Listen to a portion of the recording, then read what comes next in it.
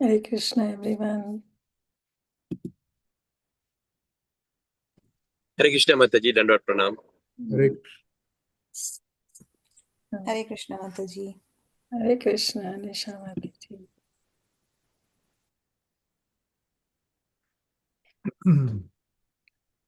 We'll start in 2 minutes.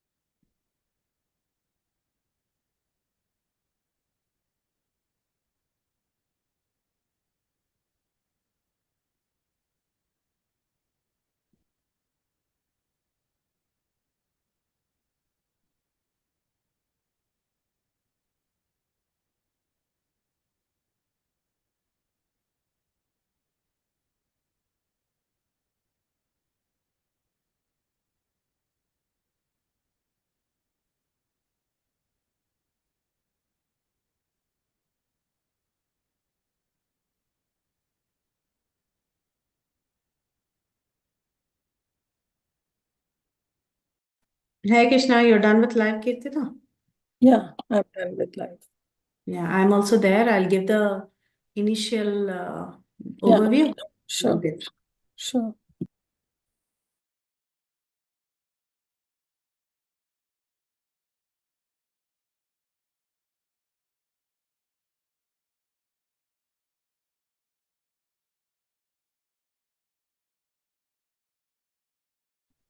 Hare Krishna Mataji. Hare Krishna, Prabhu. Rajini Mataji, the portal shows like 5:30 to 7. Is it like Central Time? Yeah, we have to change the timings because the daylight saving started, right? Okay. Thank you.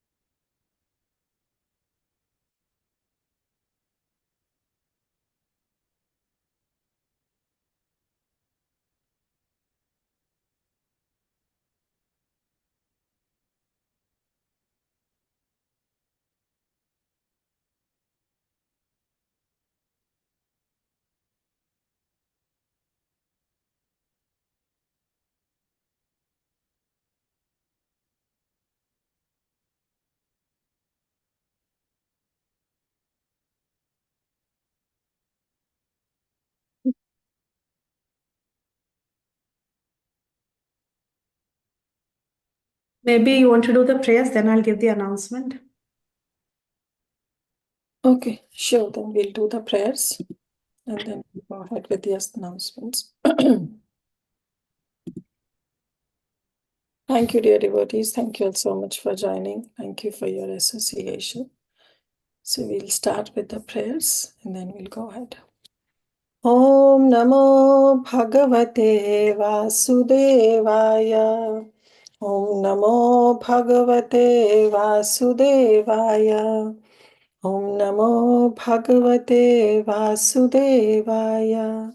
Narayanam Namaskrityam Naram Chaiva Narottamam Devim Saraswatim Vyasam Tato Jayamudire Nashtiprayeshu Bhadreshu Nityam Bhagavata Sevaya Bhagavati Uttama Shloke Bhaktir Bhavati Naishtiki Sarvashastrabdi Piyusha Sarvavedaika Satphala Sarvasiddhanta Ratnadya Sarvalokaika Drikprada Sarvabhagavata Prana Srimad Bhagavato Prabho Kalidvanto Dadaditya Shri Krishna Parivartita परमानन्दपाठाय प्रेमवर्षक्षराय ते सर्वदा सर्वसेव्याय श्रीकृष्णाय नमस्तु मे मदेकबन्धो मत्सङ्गिन् मद्गुरु मन्नाथन मन्निस्तारकमद्भाग्य मदानन्द नमस्तु ते असाधु साधु तादायन्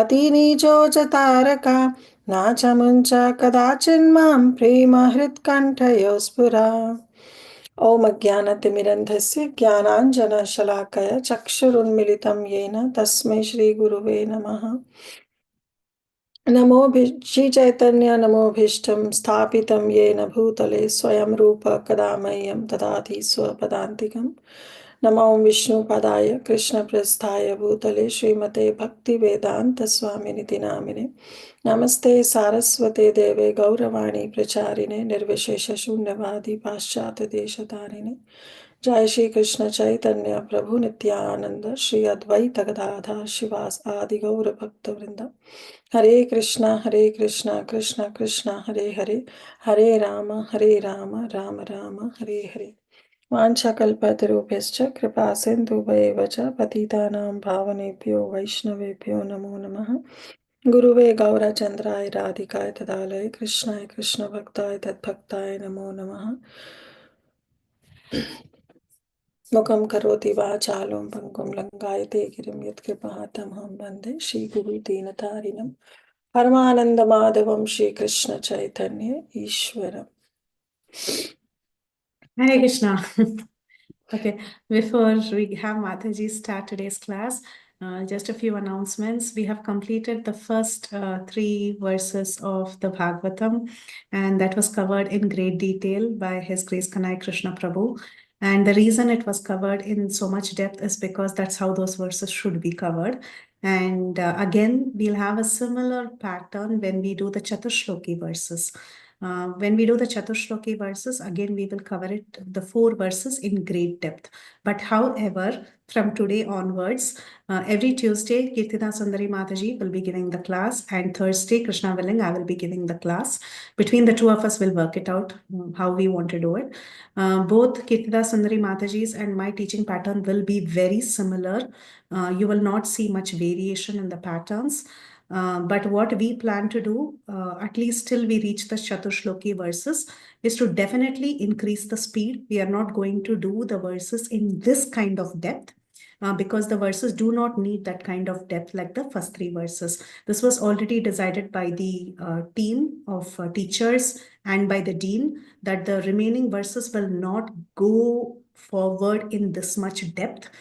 We will not be analyzing the Sanskrit meaning of every single word, go through Tattva Sandarbha or go through the other too many commentaries on the Bhagavatam and then analyze every structure and meaning and then do each verse for 4-5 days. That's not going to happen.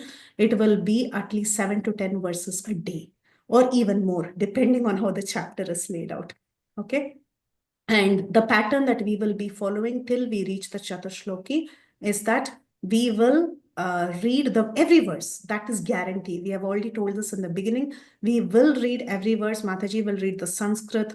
And also the translation, if possible, we'll request someone to volunteer to read, etc. Or we ourselves will read, depending on the speed that we want to keep. And we will explain the purport thoroughly. And we will also take help of the Acharya's commentaries to explain it very nicely. It's not that we are not going to touch the commentaries of the Acharyas. We will touch the commentaries of Acharyas. But remember, this Bhakti Vaibhav is purely Prabhupada purport course. So, which means that your exams will be only from Srila Prabhupada's purports. We will not ask a word beyond that. Okay, so this is a strict Prabhupada book course. But just to ensure that we deliver content nicely and comprehensively, we will take assistance of commentaries like Vishwanath Chakravarti Thakur's Sarartha Darshani or the Kramasandarbha of Srila Jiva Goswami as and when needed, wherever applicable. But do not expect us to go through first Prabhupada's commentary, then VCT commentary, then Kamasandarbha, and then do 1 verse class per day. That's not going to happen. And that's not the pattern of Bhakti Vaibhav. So we want to make that very clear that it will be a bunch of verses, but we will do full justice as much as we can from our side. But as Bhakti Vaibhav students, it is also our responsibility to do self-study. So definitely self-study is a part of the Bhakti Vaibhav course. Please, now that you have all the commentaries, you can do your own self-study. We may not be doing 100% coverage, and it's not practical also. It's a 3.5-year course, even if we go fast. Okay, so that is all we will be doing. You can see the pattern today, Thursday, and in the forthcoming classes. This will be the standard pattern till we read the Chatushloki. Once we reach Chatushloki, Prabhu will come. He will do it in the pattern that he did it, where every word is analyzed because it's important. So he will do that. Again, he will hand it over back to us and we will go in our speed. Okay, this is what was given to us by the committee. We are going to follow that. We want to make that very clear because we wouldn't want our audience to expect that we're going to go word by word analyzing from different sandarbhas and different Sanskrit meaning and all that. It's not going to practically happen. Okay, but I can assure you, none of you will be disappointed. We will do our best with Krishna's mercy. Okay. So having said that, I will hand over to Kirtida Sundari. And I don't know if I missed any point, Mataji. If I missed, you please add. And I will close my video now. Perfect, Mataji. Thank you so much. So thank you, dear devotees. Having said that, we will continue with our Bhakti Vaibhav session. So we have done the first 3 verses in great detail, as Mataji has already said. But what we will do is, we will quickly see what these first 3 verses talk about. So now, since you all were there, I will take 10-15 minutes to discuss the recap of the first 3 verses. So I'll request everybody to raise your hand and let me know that what you all learned in the first verse. In the first verse, there were 7 characteristics of the Supreme Absolute Truth were defined. So what are those 7 characteristics? Quickly, if someone can just say. Okay, 2 characteristics you can say, Parambhavani Mataji, and 2 maybe Saudamani Mataji. Hare Krishna Mataji. Pranam. Pranam. Prabhuji mentioned that there are 2 types of characteristic. One is Sarup. No, I just want to know. Yeah, okay. Yeah, Sarup Lakshanan. Yeah, go ahead. Go ahead. There's 2 Swarup Lakshan that I'm going to mention, that Satyam Param Dhimahi and Dhamna Svena Sada Nirasa Kuhakam, because these are primary characteristics, doesn't depend on anything else. So yeah, but what does it mean? What does it mean? Satyam Param Dhimahi means? yes, Satyam Param Dhimahi means I meditate, but characteristics of Lord is absolute truth. Satya Param means absolute and Satya means truth. And what does it mean? Dhamna Svena Sada Nirasta Kuhakam? Dhamna means the supreme abode of the Lord, and Svena Sada Nirasta Kuhaka means it's never affected by the material illusion. It is beyond any illusion. Very nice. So you have talked about the Surup Lakshana. Thank you, Parambhavani Mataji. So now we are left with 5 Tatastha Lakshana. Yes, Saudamani Mataji. Hare Krishna Mataji, Dandavad. Dandavad. I would like to start from the beginning, Mataji. So first one, Janmadi Asya Yato. So Janma Adi. So here Prabhuji mentioned that Krishna is the primeval cause of all creation, and Adi means maintenance and destruction of the universe. So everything, it includes everything. And second one is Anvayad Itaratas Chartheshu Abhignya. So Krishna is directly and indirectly conscious of all manifestations, and he gave the example of the chief engineer. Very good. How he is directly. Excellent. Thank you, Saudamani Mataji. Anyone else? Rest of the quickly. Hare Krishna Mataji, Dandavad Hare Pranam. Krishna, Dandavad I Pranam. remember your favorite one, Swarat, which you often use. He's completely independent. Very good. And then? Tene Brahma Hridaya Adi Kave. What does it mean? Tene Brahma Hridaya Adi Kave. Who is Adi Kavi? Brahma. No. Yes, Adi Kavi is Brahma. He was the premier, most intelligent being. Yes, Lord Brahma. So then he imparted. He imparted that Vedic knowledge to Brahma. Brahma there means the Vedic knowledge. The Vedic knowledge. That Vedic knowledge in the heart of Brahma. Yeah. Thank you, Mataji. Yes, Vidya Vaishnavi Mataji. Hare Krishna Mataji. So the next one would be Muhyanti Yat Suryaha, where it means like even the great sages and demigods are put into illusion. Very good. And then the next one would be Tejovari Mrham Yata Vinimayo, where it means like we as humans are bewildered by the illusionary representation of water seen in fire and land seen in fire. I'm sorry, land seen in water. Yeah. So that is how we are. Vari Mrida. Mrida means what do you mean by Mrid? Tejo Vari Mridam. So what is Mrid? Do you know about Mrid Bhakshan Leela about Krishna? Soil, land. Land or dust. Yeah. Mrid means mitti, right? Okay. So land seen, water seen in fire or land seen in water. Okay. So this way you can connect. Okay. So thank you all so much. So this was the first verse, and this first verse represents what? The Sambandha Gyan. Okay, this is an invocation prayers. And what are the three aspects of invocation? The first one is quickly. What are the three aspects of invocation? Namaskar. Namaskaratmika. Ashirvad. Ashirvadatmika. And third is? Like, Vastu Nirdesh. Vastu Nirdesh. Okay, so three: Namaskaratmika, Ashirvadatmika, and Vastu Nirdesh. So the first verse is the invocation prayers. Now comes the second verse. Second verse of Srimad Bhagavatam talks about the glories of Srimad Bhagavatam. That talks the introduction.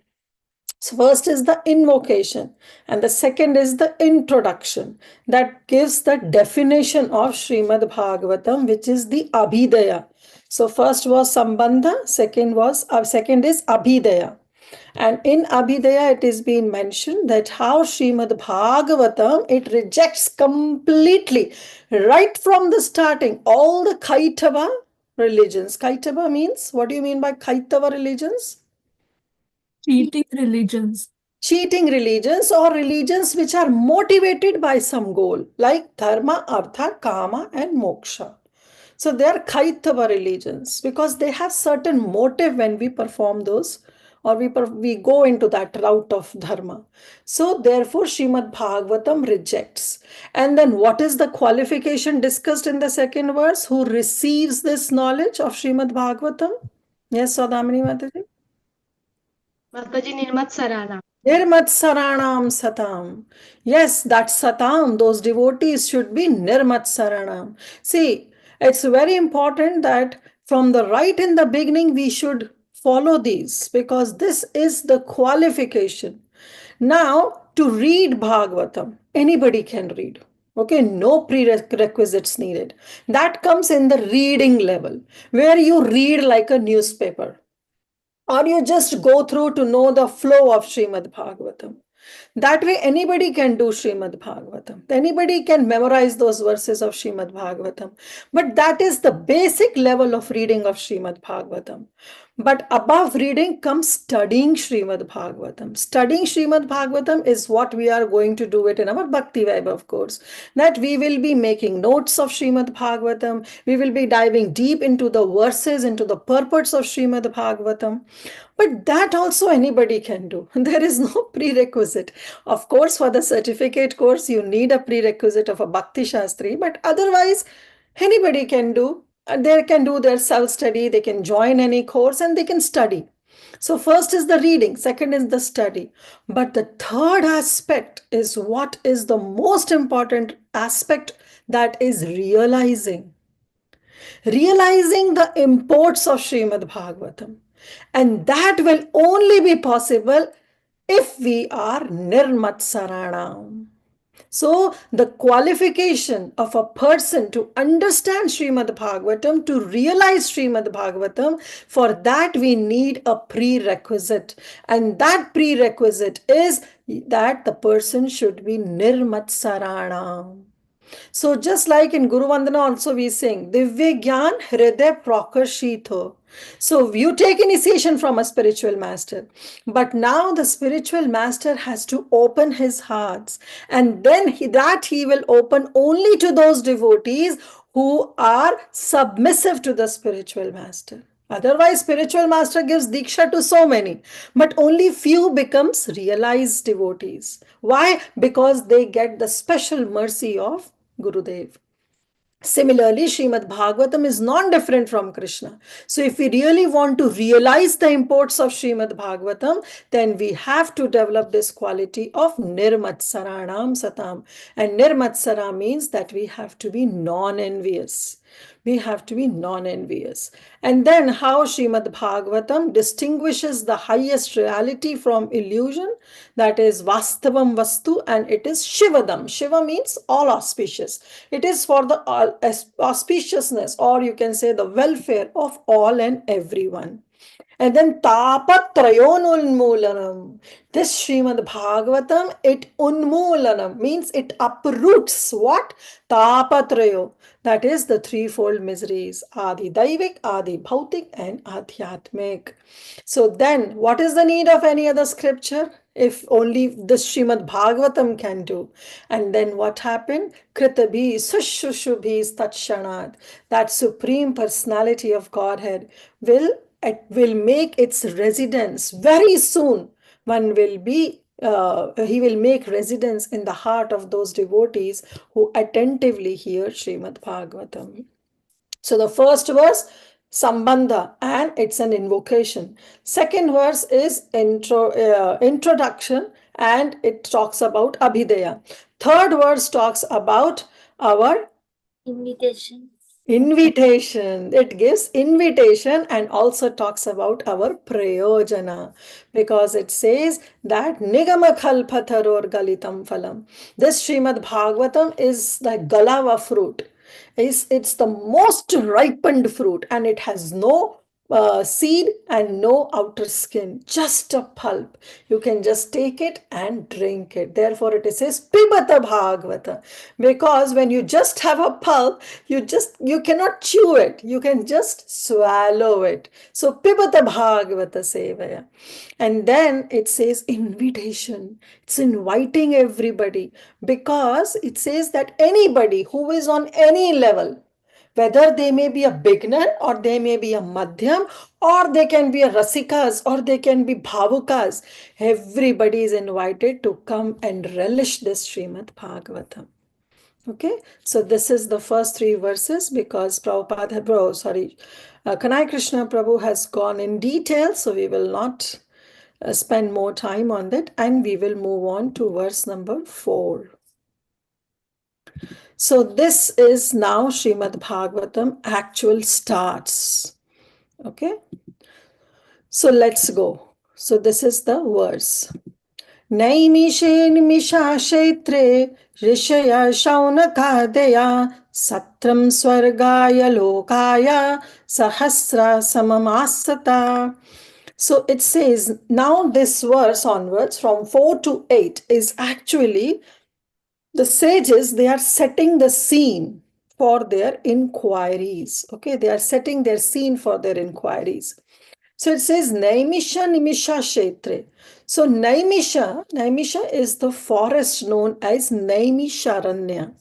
Now, how does it come to know about Naimisharanya, how this name came? So it is being described by Srila Jiva Goswami also, and in Prabhupada writes in Vaibhav Tantra, it has been mentioned that how Brahma, he created the wheel in his mind, and the rim, the wheel has a rim also. So the rim of the wheel is called as Nemi. And that Nemi, that rim of the wheel, that fell in that place. And therefore it is known as Nimisha or Naimisha. Okay, so we'll see how Prabhupada also mentions this. So therefore, Naimisha, and then Animisha Kshetra. So there is a comma, you see that there is a comma, and this comma means A. It's A, but when we read Sanskrit, we don't pronounce as animisha. We say naimishe nimisha kshetre. We don't say it because it's a together word and we have to read it that way. So nimisha is the spot which is very favorite to Vishnu. And which Vishnu? That Vishnu who does not close his eyelids. So he doesn't blink his eyes. So nimisha means to blink eyes. Where Mahaprabhu also says, right, Yugayitam nimishena means one blink looks like yugas has passed in the separation of Govinda. So nimisha means to blink, and animisha is one who does not blink. And our Lord who does not blink is Lord Jagannath or Lord Shri Krishna. So naimishe nimisha kshetre, that kshetra which is very dear to Lord Vishnu. Rishaya Shaunakadaya, all the rishis along with Shaunaka. So Shaunaka means that he was the head of all those 88,000 rishis. Adaya means there are so many sages who were present. What were they doing there? Satram Swargaya Lokaya. They were performing some sacrifices. Okay, they were doing some sacrifices, but for whom? They were doing for Swargaya. Swargaya means that they were glorifying the Lord. Now, how Swargaya? In one sense, Swargaya also means that they want to achieve Swarga. Okay, so in the beginning, we know that how Shaunaka and all the other sages, they were Sakam Bhaktas. Okay, and they got to hear from the various Puranas, from the scriptures, from Romaharshana. But later, when Romaharshana was killed by Sri Balaramji, at that time they had no one and they were performing these sacrifices. So, but just by hearing from Romaharshana about the different Puranas and scriptures, they became inquisitive about their spiritual life. Therefore, in Bhagavad Gita, when the verse comes, Chatur Vidha Bhajante Mam Jnana Sukritino Arjuna. So the four are mentioned: Artho, Jignasur, Artharthi, and Jnani. And in Jignasur, the example is given the Shaunakadya Rishi. Why? Because they got inquisitive to know about their spiritual life. And therefore, they started performing these sacrifices. But now, who has entered? Suta Goswami has entered into their assembly. So, developing that taste in bhakti, now they got inquisitive. And so, they approached Suta Goswami. So here in the very first verse it says Satram Swargaya Lokaya Sahasra Samam Asata. They were performing that sacrifices for Sahasra Samam, for 1000 years they were performing. But for what purpose they were performing? Swargaya. Now here our Rasikacharyas, they give a different meaning. They say Swargaya also refers to Lord Vishnu. How? Because they say Swarga Aya. Swarga. Ga means to sing or to glorify. Giyate. And swara means in swara when you glorify, means you sing some bhajan or you sing some song. So Swargaya refers to Lord Vishnu because you are glorifying that Lord who is glorified in swaras. So that is another meaning. So here this Swargaya refers to means they were performing the sacrifice for the Lord of Vaikuntha. And then they are doing it for Lokaya, for the people in general. And for how many years? 1000 years they performed this sacrifice. Now someone can read the translation. Hare Krishna Mataji. Go ahead. Once in a holy place in the forest of Naimisharanya, great sages headed by the sage Shaunaka assembled to perform a great 1000-year sacrifice for the satisfaction of the Lord and his devotees. Thank you, Mataji. Yes. So for the satisfaction of the Lord of Vaikuntha and for Lokaya, for the devotees, they were performing this 1000-year sacrifice. Now in the Vaibhav Tantra, it is said that Brahma, the engineer of this particular universe, contemplated a great wheel which could enclose the universe, and the hub of this great circle, that is the rim, that is fixed at a particular place known as Naimisharanya, because that wheel is known as Nemi. There is another reference to the forest of Naimisharanya in Varaha Puran, where it is stated that the performance of sacrifice at this place, the strength of the people is curtailed, and that's the reason they prefer Naimisharanya for such sacrificial performances. Now then, Prabhupada writes, the devotees of Lord Vishnu offer all kinds of sacrifice for his pleasure. And in Bhagavad Gita, it is said that anything we perform in this material world, which is not for the pleasure of Lord Vishnu, it causes a further bondage for the performer. Which is this verse? Quickly, it is from Bhagavad Gita. You all are Bhakti Shastri. Yagnarthat karmano anyatra. Excellent, Prabhu. Yagnartha karmano nyatra lokoyam karma bandhana. Whatever is done for the sacrifice of Lord Vishnu, for the pleasure of Lord Vishnu, it will not have any. But if anything is done for one's own sense gratification, then it will cause karma bandhana. Tadartham karma kaunteya mukta sanga samachara. Then if it is done for the pleasure of Lord Vishnu, then it will not have any bondage. So the great sages are always anxious, Prabhupada, right? That's the nature of the sages, that they're always anxious to do something good for the people. And therefore they were performing this 1,000-year sacrifice. It's not easy. So much smoke comes out and you have to sit with certain rules, certain vows, certain regulations. But what they were taking this great risk for the welfare of the people. So Swargaya Lokaya. And forgetful men, however, do not know the right path. However, the sages, they know, and therefore, for the good of all men, they were anxious to perform acts which may bring peace in the world.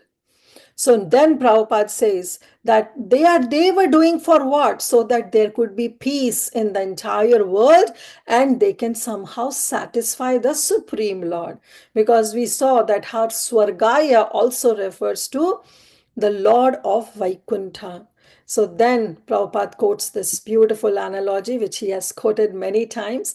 By pouring the water on the root of the tree, all the parts of the tree are nourished. Again, which is this verse? Yatha taror mul nisichane. Why only Prahladhananda Prabhuji? You are not allowed to. I know you know in and out of Srimad Bhagavatam, but others should also get chance. Yes, yatha taror mula nishechanena tripyanti tat shakha bhujo skanda bhujo pashakha pranopachara cha yathendriyanam tathaiva sarvaharam achuttejya. That it's just like pouring water on the root. If the root is nourished, the entire plant is nourished. But then Prabhupada says that our modern society is not like this. Our modern society is detached from its relationship to the Supreme Lord, and its plans and all its plans which are made by all these atheistic leaders sure are baffled at every step, because Krishna says, you make a plan, you make me laugh. So we don't want to make Krishna laugh, right? All the time. So we don't do any plans. Rather, we work as per the direction of Krishna. Ekele Krishna. Arasabhabhritya, Ekele Ishvara Krishna, Arasabhabhritya, Jaiche Chaithe Nachai Kare Nitya. As he wants, we will simply dance on his tune. And then Prabhupada says, but they don't understand this, and hence they do not wake up to this call, that how important it is that you have to do it something for the Supreme Lord. But then Prabhupada says, but this Mahaprabhu has done it, because in this age he came and introduced this congregational chanting of the holy name that has been that is the prescribed method for waking up all the people. And Srimad Bhagavatam is also doing the same purpose, and that we will see in the later few verses. So ultimately it says that one day in the forest of Naimisharanya, all these sages, they assemble together to perform this sacrifice. Then what happened? Ta ekada tu munaya pratarhuta hutangaya satkritam sutamashinam prapuchur idamadarat. Then what happened? Suddenly at that time, some great personality walked in, and he is none other than Suta Goswami. So then he says, Ta ekada tu munaya. Then these one day, all these munis who were there in the Naimisharanya, Pratar means in the morning itself. What they did? Huta Hutanganaya. Huta means they offered some oblations into this sacrificial fire. That is Huta Agnyaya. Agnyaya means the fire. So they offered. Now this is already done in the morning. Okay. They had already offered oblations into the sacrificial fire. But then who entered? Suta Goswami entered into that assembly. Satkritam Sutam Ashinam Praprochur Idam Adarat. And as soon as Suta Goswami entered, what three things they did? Satkritam. The very first thing they did is they received him very properly. They didn't ignore that who is coming in. They simply received him very properly. Then Ashinam. Ashinam means they offered the seat for Suta Goswami to sit. And then Praprachur. Praprachur means they ask questions. They ask their inquiries. And how the inquiries were? Were they challenging? No. Idamadarat. It was with due respect, with due regards. All these sages, then they offered and asked their inquiries. So somebody can read the translation. One day, after finishing their morning duties by burning a sacrificial fire and offering a seat of esteem to Srila Shuta Goswami, the great sages made inquiries with great respect about the following matters. So those matters, thank you, Mataji. Those matters will be discussed. So what they asked, what inquiries they asked, that will be discussed later. But then Prabhupada writes something very important. He says the great sages offered the speaker of the Bhagavatam an elevated seat of respect called Vyasasan. So Asina, they offered, right? They offered the seat, and that is the seat which is known as Vyasasana or the seat of Srila Vyasadev. So we know that even the speaker of Shrimad Bhagavatam, when we advertise that, such and such, in English, we just say the word speaker because that's the limitation of the English language. But in Hindi, actually, that speaker is known as Kathavyas. So he is known as Kathavyas. He's given that title of Vyas, one who is going to give Krishna Katha. So Prabhupada is writing the Sri Vyasadeva is actually the original preceptor of all men. And all those who are following in his footsteps are his representatives. And representative is the one who is following his spiritual master as it is without their own mental speculation. So here Vashi Vyasadev gave this knowledge to Sukadev Goswami and Sukadev Goswami gave it to Suta Goswami. And now Suta Goswami is giving to these sages of Naimisharanya. So Suta Goswami falls in that disciplic line and therefore he was offered this Vyasasan. Even all our Guru Vargas, they are also offered that Vyasasan. And we worship, when there is a appearance day, we say it's a Vyasa Puja celebration because we consider him to be in the direct lineage of Srila Vyasadeva. So Prabhupada writes that these are the Goswamis. The Goswamis do not give lectures on the Bhagavad capriciously. Rather, they execute their services most carefully, following their predecessors who delivered the message unbroken. So they don't play around with the message that has been come in the disciplic succession. They deliver it as it is without creating any hindrance. So those who listen to the Bhagavatam put questions to the speaker in order to elicit the clear meaning, which is very natural.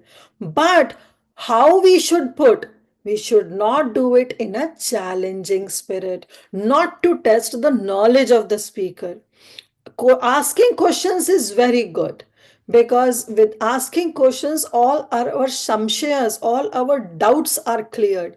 But if those questions are asked in a challenging spirit, when then Srimad Bhagavatam itself will not open to us. So we should never ask in a challenging spirit. Rather, one must submit questions with great regard for the speaker and of course the subject matter. Therefore, this line says, Prapuchur idam adarat. With full respect, with due regards, they ask these questions, the following questions from Srila Suta Goswami. So, this is also recommended in Bhagavad Gita. How you have to ask questions. Now, except Prahladananda Prabhu, I want somebody else to answer this. Who wants to answer this? Okay, I'm seeing raise hands. Yes, Shamagopal Prabhu. तद्विधि प्रणिपातेन परिप्रश्नेन सेवया उपदेशान्तितेनानं ज्ञानिना तत्त्वदर्शिना. Excellent. So this is pariprashnena sevaya. That this is the mood that we have to ask. Tadvidhi pranipatena. Pranipatena. First we have to bow down, and then very submissively we have to ask questions from our spiritual master. Now, what all questions then these devotees, these sages, they asked, we will see. So from text 6 to 8 are actually that before asking questions, what we have to do? First, we have to glorify the speaker. Just we cannot come that, oh, some speaker has come and we just say, okay, we heard your class, these are my questions. No, first we thank them, we glorify them. Thank you for this excellent session. And we genuinely glorify them. No flattery words, but we genuinely glorify them. So similarly, our sages are also praising the qualities of Srila Suta Goswami. And how they are doing it? Tvaya khalu purnani seti hasani chanaga akhyatani api adhitani dharma shastrani yanyuta. So Rishaya Uchuhu. So till now we know that how Srimad Bhagavatam says Brahma Vacha, Narada Vacha. But now it says Uchuhu. Uchuhu means in the plural sense. So all the sages together, Rishaya Uchuhu, all the sages, they said, what they said? Tvaya khalu purnani. So they say that we undoubtedly trust you, O Suta Goswami. Why we trust you? Se itihasani chanagaha. So this is the first chanagaha. This is the first praise that they offered to Suta Goswami. And anagha means that you are free from all vices. So therefore, that person who is free from all sinful things, he is known as anagha. So the first quality of Suta Goswami is that he was anagha. And this is Shishathani. Shetihasani chanaga. Setihasani means sa itihasini. So itihas means refers to the works like Mahabharata, Ramayana, itihasas, Puranas. So sa itihasani means that you have studied so well all these itihasas, all these Puranas, all these scriptures you have known very well. And not only these, Dharma Shastrani, in the last line you say, Dharma Shastrani, you are also so equipped in Dharma Shastras. And of course, you are free from all vices. But then they say, Akhyatani api adhitani. Adhitani means that you are very well versed in all these scriptures. Which all scriptures? Like Itihasas and Dharma Shastras. You have studied very well and you are very well versed in the scriptures. And Akhyatani. So now we request you to explain them. And in the past, you have explained them also. So first you have yourself digested and now you are explaining them. So then he says, Yani utaha. So therefore we request you to please now you explain it to us. So any devotees? Yes, Shama Gopal Prabhu has already raised his hand. Yes, Prabhu, you can read the translation. It was raised hand. Okay. Hare Krishna. The sages said, Respected Suta Goswami, you are completely free from all vice. You are well versed in all the scriptures famous for religious life and in the Puranas and the histories as well. For you have gone through them under proper guidance and have also explained them. Yeah, thank you, Prabhu. So they are praising Suta Goswami that you are completely free from all vice. You are very well versed in all the scriptures, and you yourself have gone through proper guidance, and you have also explained. So our Chaitanya Mahaprabhu also says, Achar prachar namera karya duhi karya. So if we have to do prachar, then we have to inculcate achar in our life. And some only can inculcate achar in their life, but then they don't go ahead with prachar. So Chaitanya Mahaprabhu says, Achar prachar namera karaya dui karya. These two words, these two activities should go hand in hand. And this is the quality of a speaker, of a kathavyas, that he is very well equipped in the scriptures and he is very well equipped in the prachar. Now, Prabhupada writes, who is a Goswami? What does it mean that he was freed from all the vices? And the four major vices, we know that they are illicit connection with the woman, animal slaughter, intoxication, and speculative gambling of all sorts. So a Goswami should be free from all those vices before he can sit on that Vyasasana. So one should be free. Goswami, Go means senses and Swami means master. One who is the master of his senses is known as Goswami.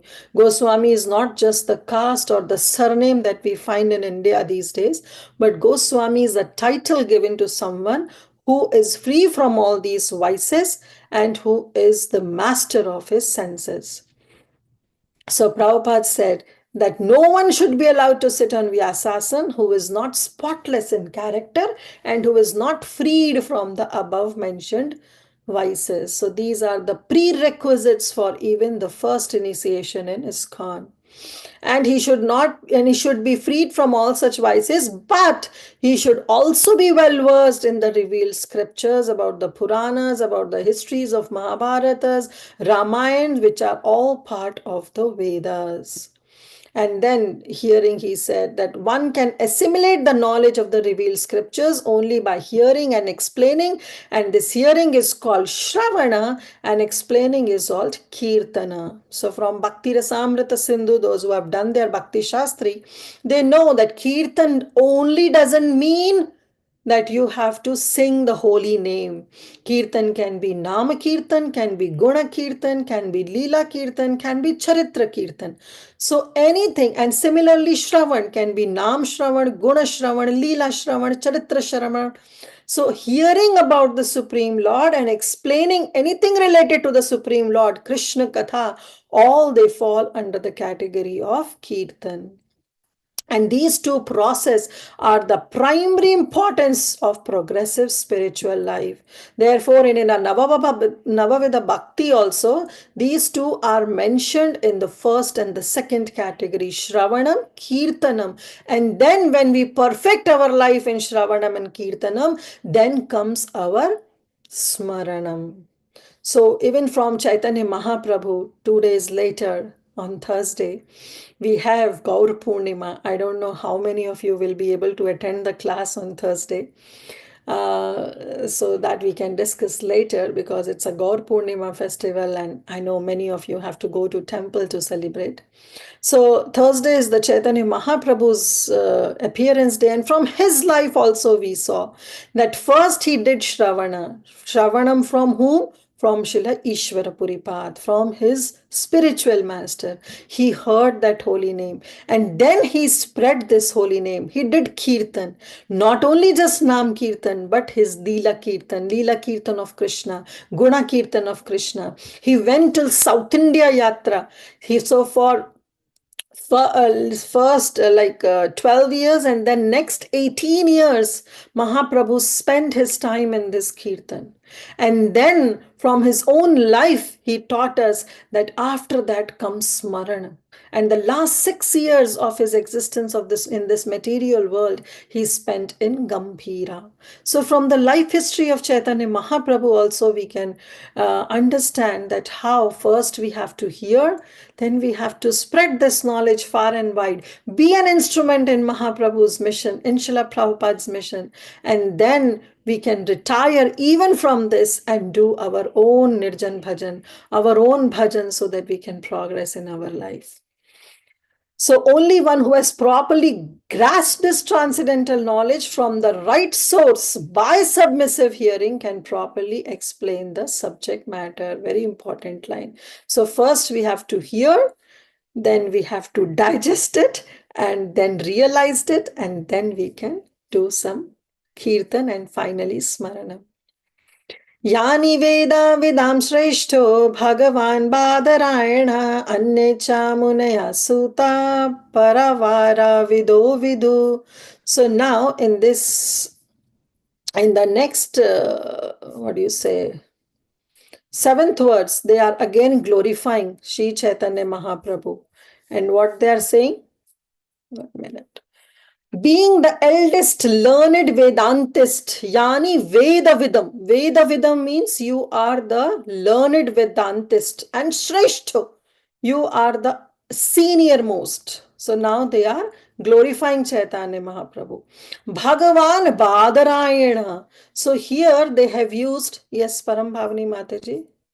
Mataji, you're so connected to Sri Chaitanya Mahaprabhu. You are telling the rishis are glorifying Chaitanya Mahaprabhu. What? I couldn't get your question. They are glorifying Suta Goswami Mataji. They are glorifying Srila Suta Goswami, and you are so immersed in Chaitanya Mahaprabhu. You are constantly saying they are glorifying Chaitanya Mahaprabhu. Oh, I'm so sorry. Yeah. Actually, something happened. My either laptop crashed or something happened. Give me some moment, please.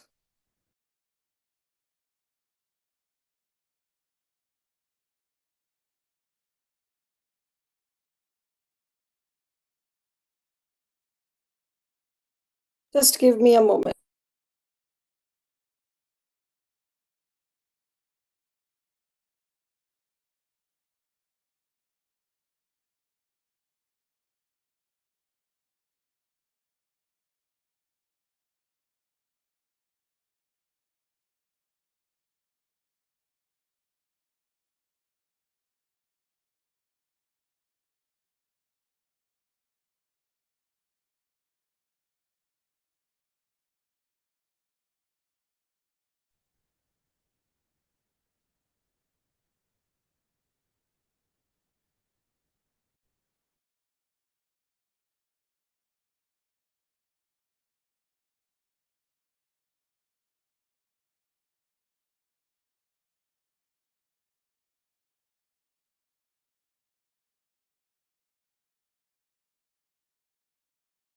Hare Krishna, Krishna Krishna, Hare Hare, Hare Ram, Ram Ram, Hare Hare.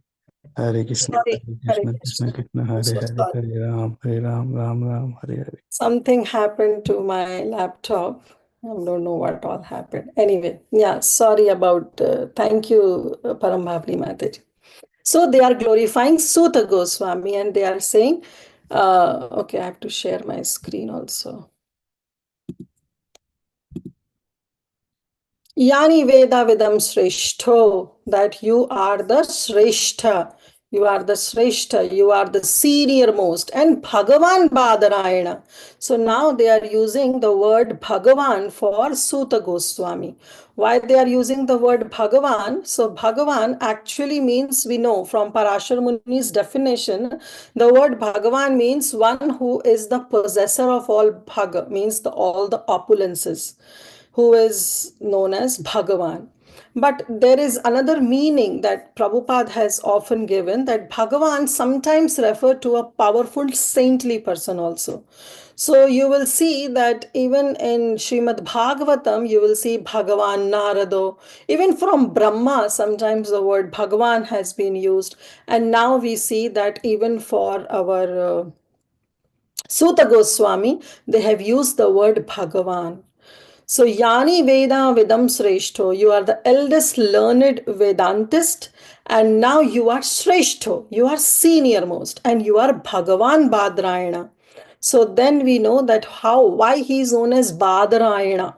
So Badrayana is the one who, Badrayana is actually Vyasa, because it has been believed that he used to meditate and he used to perform some penances and under a tree which is known as Badari tree. In English, you can say it's a jujube tree. That under that tree, in that forest, actually, Vyasadev would meditate.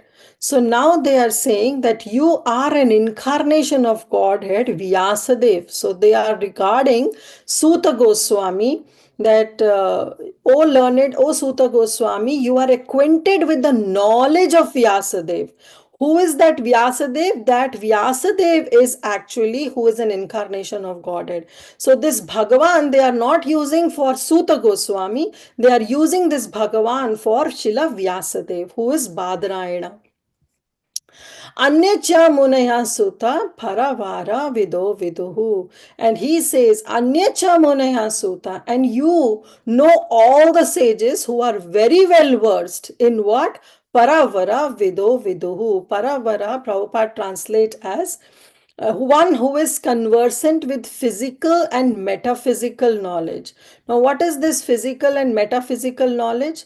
So, we know actually our Chakravarti Pad, he mentions that this physical and metaphysical knowledge, this Paravara Vidaha, means that those sages who were learned in both the signs, the qualities, both the Brahman with qualities and Brahman without qualities. Now, what does it mean that Brahman with qualities and Brahman without qualities? So, Brahman actually can be understood in two ways. One is Nirguna, that is without qualities, or the formless absolute reality, which is not wrong. This Brahman is actually the aspect of that Supreme Lord only. But that knowledge may not be complete, but it is aspect of that Supreme Lord only. And Saguna, Nirguna means without qualities, and Saguna means with qualities, where we understand that actually it's Bhagavan who is the highest, and that can be experienced with our worship and devotion. So now they are saying, all the sages, they are saying, Yani Veda Vidam Sreshto. Oh, you are means Suta Goswami, you are the eldest learned Vedantist, and you are Sreshto, you are senior most. Why? Because you are acquainted with all the knowledge that has been assimilated of Bhagavan Badarayana, of the knowledge of Srila Vyasadev, who is the incarnation of the Supreme Lord. Anyacha Munaya Sutta, and also all other sages who are very well versed in physical and metaphysical knowledge. That is Paravara Vidoho. That means about the Nirguna aspect and of the Sarguna aspect of the Supreme Lord. Then Prabhupada writes that actually Srimad Bhagavatam is the natural commentation on the Brahma Sutras. So we all know that how all Vaishnavas, all the different sampradayas, they have all commented on Vedanta Sutras. So the Vedanta Sutras commentary by Sri Ramanujacharya is known as Sri Bhashya. So I think so all this is covered by Kanai Krishna Prabhu in the first 3 sections. But still, quickly, Ramanujacharya, when he wrote his Bhashya commentary on Vedanta Sutras, that is known as Sri Bhashya. And Shankaracharya, he wrote Sharirika Bhashya. Then Nimbarkacharya, he wrote Vedanta Parijata Saurabha. And our Madhvacharya, what was the thing for Madhvacharya? So Purna Pragna Bhashya. Yes, he wrote Purna Pragna Bhashya. So all these bhashyas have been written on these Vedanta Sutras. But our Gaudiya Vaishnavas, they had no Bhashya, there is no commentary on these Vedanta Sutras, because our Gaudiya tradition, they considered Srimad Bhagavatam as the natural commentation on Srimad Bhagavat, on these Brahma Sutras. So specifically, they didn't write.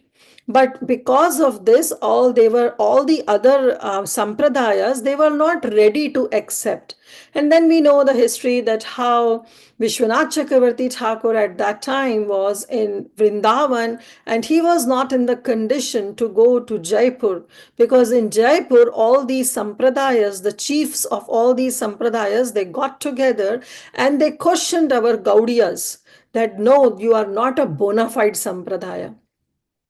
So hearing all this news went to Srila Vishwanath Chakravarti Thakur, and then finally Vishwanath Chakravarti Thakur sent Baladev Vidyabhushan, who told them that yes, within 15 days I'll present the commentary on Brahma Sutras. And then he went to Srila Govind Dev Ji, and it has been explained that how Govind Dev Ji himself narrated this entire commentary on Vedanta Sutras, which he presented, and that is known as Govinda Bhashya. So now we Gaudiya Vaishnavas also have this commentary on Vedanta Sutras, that is our Govinda Bhashya.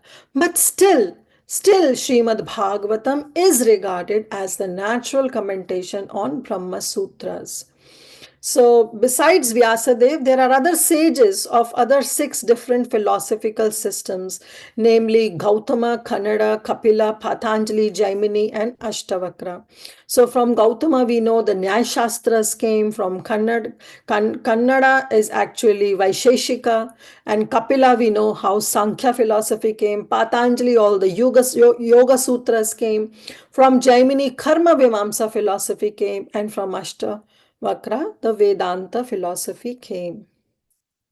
So then Prabhupada writes that actually one can sit on this Vyasasana only when one is conversant in all the systems of this philosophy, so that one can present fully the theistic views of Bhagavatams. That is important in defiance of all other systems. Now someone can say, well, even I can admit I don't know much about all these 6. I'm not very well versed or very well conversant in all these systems of philosophy. That means I have no adhikar to give Srimad Bhagavatam. But here actually it is mentioned so that they can present fully the theistic view of Bhagavatam. But when I am getting this knowledge from my spiritual master and his spiritual master in that disciplic succession, where only theistic philosophy is only propagated, and I come in that disciplic succession, so even we can also present this philosophy. The point is that after hearing from other sources, we may not stick to our theistic thing. Therefore, Prabhupada is saying that once you sit on Vyasasana means you should be capable enough to defeat anybody and everybody whosoever comes in front of you when they talk about non-theistic philosophy of Sri Krishna. So now they are saying that, oh, Suta Goswami, you are equipped with all these qualities, and you are a proper, Suta Goswami was the proper teacher, and therefore sages of Naimisharanya, they elevated him to a Vyasasana. Verse 8. Vetatvam saumya tatsarvam tatvatastad anugrahad bhruya snigdhasya shishyasya guravo guhyam apyuta. So now in this verse also they are glorifying. So 6, 7, 8, these three verses, they are just praising the qualities of Suta Goswami. Now, for exam point of view, you should know all these 6 qualities, like all the qualities that are mentioned in these 3 verses. You should know what are those qualities. It might come, I'm not sure. For me, it came, so I know. So now he's saying, Vetam tum saumya tat sarvam. Yes, you are very well conversant. Now, somebody who is very well versed in and out of the scriptures, then they might get some pride. It is very much possible. But here Suta Goswami's, all the sages are saying, Oh Suta Goswami, you are very well conversant, but still you are saumya. Means you are pure, you are so simple at your heart, You are very simple. Tat sarvam, tattvatas. You know the tattva, you know the basic root, the philosophy, in fact, of everything. Yet you are very well conversant, but how you are saumya. You are still very gentle, you are very pure, very simple at heart.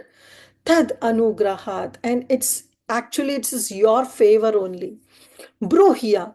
Bruhya means will tell. Snigdasya shishyasya. So he's saying anybody who is saumya and anybody who is snigdasya. Snigdasya means you are very submissive. So two other qualities.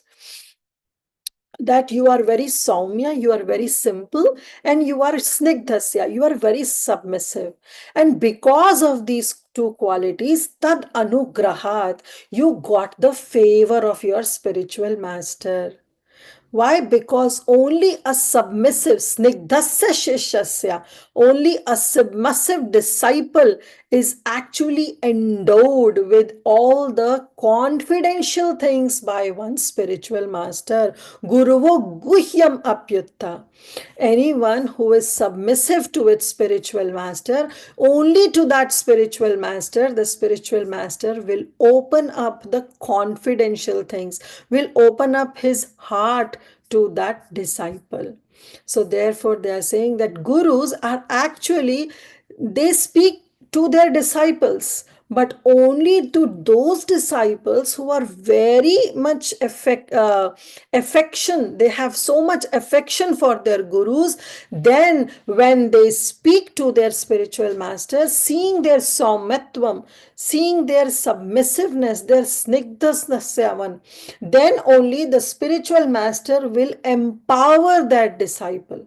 The potential will come only when we have these two qualities. And they are saying that we are seeing these qualities in you, Suta Goswami. Therefore, we know certainly that your spiritual master has revealed lot of secrets, guhya, lot of confidential things to you. And you yourself have understood it so nicely. And not only that, you have been empowered by your spiritual master. And therefore, now we request you to please share those confidential things in front of us, because you are authorized to do so. And because you are submissive, that is snigdasya, your spiritual master have endowed you with all the favors bestowed upon the saumya, gentle disciple. Therefore, you can tell all us that you have scientifically learned from them. And Prabhupada writes, beautiful point, the secret of success in spiritual life is in satisfying the spiritual master and thereby getting their sincere blessings. Because with blessings comes empowerment to speak. Only then we will be able to touch the heart of other devotees. And in this regard, I really very fondly remember that how in Bhagavad Gita, this verse that Sakshi Gopal Prabhu quoted, Tad Vidhi Pranipatena, in that verse, in the purport of that verse, there is a very beautiful line that Prabhupada quotes. He says, satisfaction of self-realized spiritual master is the secret of advancement in spiritual life. So if we really want to advance in spiritual life, we have to see that our realized, self-realized spiritual master is satisfied. And here also Prabhupada quotes the same thing, but in a different language, that the secret of success in spiritual life is in satisfying the spiritual master and thereby getting the sincere blessings. Srila Vishwanath Chakravarti has sung in his famous 8 stanzas, Guru Ashtakam, only by his satisfaction one can please the personality of Godhead, and when he is dissatisfied, then only have walk on the path of spiritual realization. Which is that verse? Quickly. Yes, Saudamani Mataji. यस्य प्रसादात् भगवत् प्रसादो यस्य अप्रसादात् न गति कुतो. Yes, yasya prasadat bhagavad prasado, yasya aprasadat. If the Guru is not satisfied, then our spiritual life will be a havoc. So it is very essential, therefore, that a disciple should be obedient, should be submissive to a bona fide spiritual master. And the sages of Naimisharanya were confident that Suta Goswami was a bona fide spiritual master, and therefore they were anxious to hear from him. So till now we saw so many qualities. Anagha. Adhitani akhyatani. Anagha means sinless one. Adhitani akhyati means that you are very well versed and therefore you are able to explain it to others. Achar and prachar. Then Vedavid means you have right knowledge of all the Vedas. Shreshto, you are senior most. Vedavid means you are learned transcendentalist. And then Shreshto, you are senior most. And then you are Saumya, you are very kind, very gentle, very pure at heart. And Snigdasya, you are very submissive. So all these qualities in a disciple is very important. That we have learned from Srimad Bhagavatam, that if we want to become a good leader, we have to become a good disciple. And to be a good disciple, all these qualities should be there in us. We should try to imbibe these qualities, because then Guru Maharaj will bestow his anugrahat, his compassion, his blessings, and along with blessings will come his empowerment. So having said that, now, after praising Suta Goswami, all the sages, now they have started asking their questions. So text 9, they ask their first question. So in this chapter, we will see 6 questions that have been asked by the sages of Naimisharanya. I don't know how much we'll be able to cover. It's already 40, means 20 more minutes. But as far as we are able to cover, we will see. But for right now, we have to understand that text 9 starts with the very first question that was put forward by the sages of Naimisharanya. Tatra tatragnas asyusham tatra tatragna sayushman भवतात् यद् विनिश्चितं पुंसाम् एकान्ततः श्रेयास् तन्नः संशितुम् अर्हसि. So tatra means now we want to know about this. Ayushman. So first of all, they say Ayushman means blessed with a long duration of life. O Suta Goswami, you have been blessed with the long years, long duration of life. And therefore, Pumsan, for the people in general, now here Pumsa means for the people in general, but they could foresee that Kali Yuga is approaching.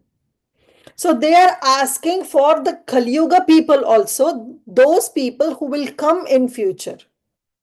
Ekantakaha, we want to know absolutely Shreya, the ultimate good that is to be seen. So please, therefore, being blessed with many years, explain to us in a very easily understandable way what you have ascertained, what you have assimilated to be the absolute and the ultimate good for the people in general.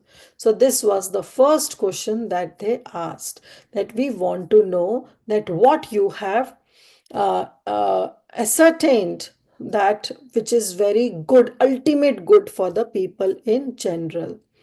So Prabhupada, he writes, first of all, they says, and they say Ayushman means, oh, long-lived sage.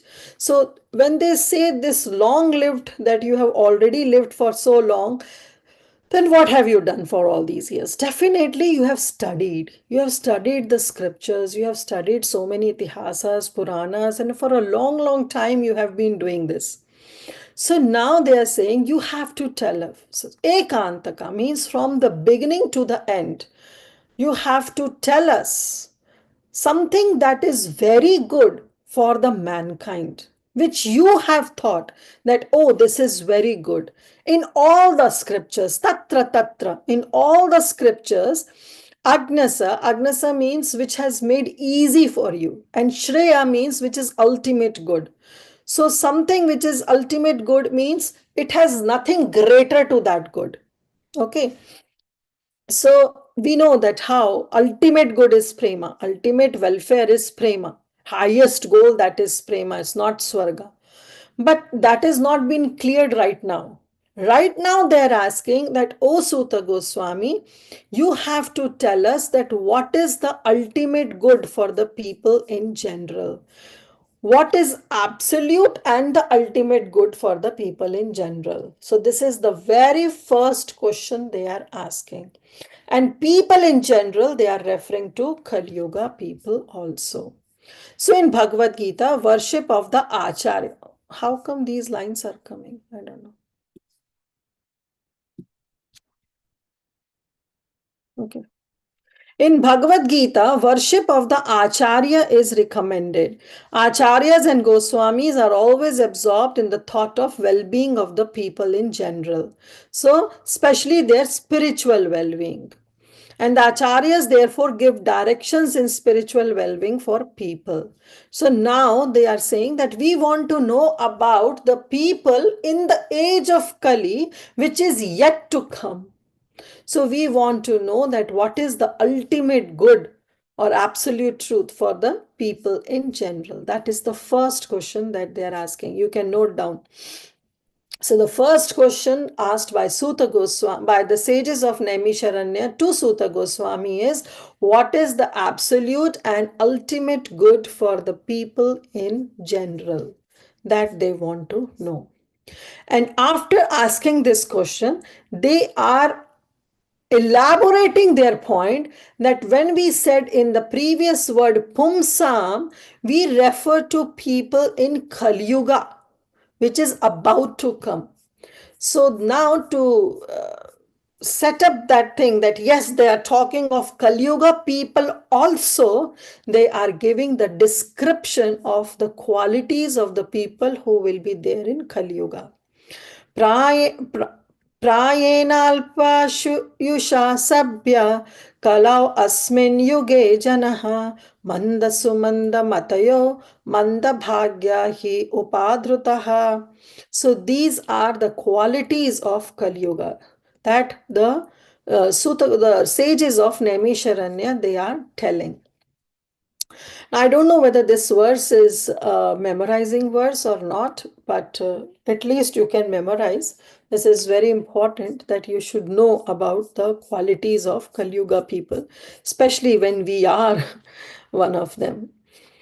So prayena alpayusha. So prayena means almost. Not everybody, but almost. In Kali Yuga, people will have alpa ayusha. Their life will be very alpa, but they will be very short-lived. And then it says sabya. Sabya means all the member of that learned society, especially in this age of Kali Yuga. Kalau asmin yuge jana. So they are saying that we are talking about the people in Kali Yuga, all the janas who will be there in that society, but that society is of Kali Yuga society. So their prayana means almost alpayusha. Their ayu, their life will be very alpa, very short-lived. And Kalav Asmin, they will be the people of Kali Yuga. Now, there is nothing much more mentioned about this quality, but Prabhupada, understanding that the Kali Yuga will come, he translate that the people of Kali Yuga will be quarrelsome also.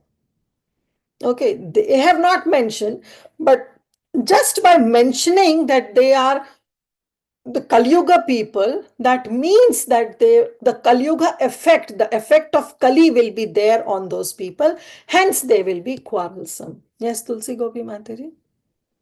Mataji, I just remembered that once in one class, His Holiness Bhakti Charu Maharaj explained the word Kali by saying Kalaha is the source. Kalaha means quarrel. Yeah, I was about to say that. Thank you, Mataji. Sorry, Mataji. Thank you. So thank you. They were saying that actually Kali Yuga, because they will be belonging to this Kali Yuga, and the effect of Kali Yuga is Kalaha, means there always be quarrel. Hence, the people belonging to this Kali Yuga will be quarrelsome. Then it says Mandaha. Manda means that they will be very lazy. They will be very lazy. Sumanda Matayo, they will be misguided. And Mandabhagya. Mandabhagya means that their bhagya, they will be very unlucky. Very little punya they will get. Why and what is the importance? Why we need good fortune? Because actually that punya is needed, because with punya only, if we have some pious credits in our bank, normally bhakti is not dependent on any of these, whether we have credits of piety or impiety, doesn't depend upon it. Okay, no, nothing, bhakti is independent. But then why these sages, they are saying they will be mandabhagya, they will be so unlucky, they will have very little punya, because it means that they will not get much opportunity to interact with the sages, with the sadhus. They will be bereft of the association of sadhus because of this less punya that they have. They are mandabhagya. And above all, they will be disturbed. Upadrutaha. They will be disturbed. So, O learned one, in this age of Kali, iron age of Kali, men will always be short-lived. They will be quarrelsome. They will be lazy. They'll be misguided. They'll be unlucky. And above all, they will always be disturbed. So, these are the qualities. Now, one may see that, okay, if people are short-lived, and people in Kali Yuga, they are short-lived, even if they have long life, because it says prayena, almost everybody will be short-lived. But if we say that even if somebody has a long life in Kali Yuga, they will be so lazy that they will not try to investigate about the spiritual topic. Even if somebody is not lazy, okay, they are very active. We see all these Westerners, they are very active. Even at their old age, they are very active. Then they are manda, they are sumanda matayo. They will be unintelligent. Now, even if someone is intelligent, he will be having mandabhagya. He will be most unfortunate because he will be devoid of the association of devotees who will teach them the highest goal of their human form of life. And if someone, you say that, oh, they have the association of devotees, but then the problem is that they will be upadrita. They themselves will be so much disturbed in their own life that they will not seek this opportunity to associate with these sadhus. So this problems of Kali Yuga will go on and will bring distraction to their life where they cannot perceive the highest goal of life. So all this is a sequence of bad qualities that is there in these Kali Yuga people. So Prabhupada in the purport, he writes that the people in this age, they are very lazy, and not materially. But as comes for the matter of self-realization, they will show all laziness. And we all know, when we go for book distribution, they will all say, oh, time kahan hai padhne ke liye? We don't have time to read these books. Morning we go, evening we come. Oh, you have time to spend in restaurants, you have time to spend in your parties, materialistic parties, but you don't have time to pursue some self-realization or some spiritual realization. So that is why it is being explained that they will be manda, they will be lazy.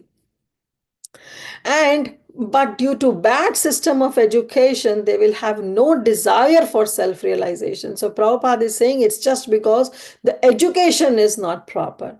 Even if they come to know about it, they unfortunately become victims of misguided teachers. So this is also a problem. Okay, if somebody takes out time and understand about the spiritual realization, what is the probability that they will be attached to a bona fide spiritual master? So they will mostly get attached to these misguided teachers. And misguided teachers are mostly found in India. At every nook and corner, you will see emergence of one spiritual master or some Bhagavan that is emerging. So this is the trend that is there in this Kali Yuga.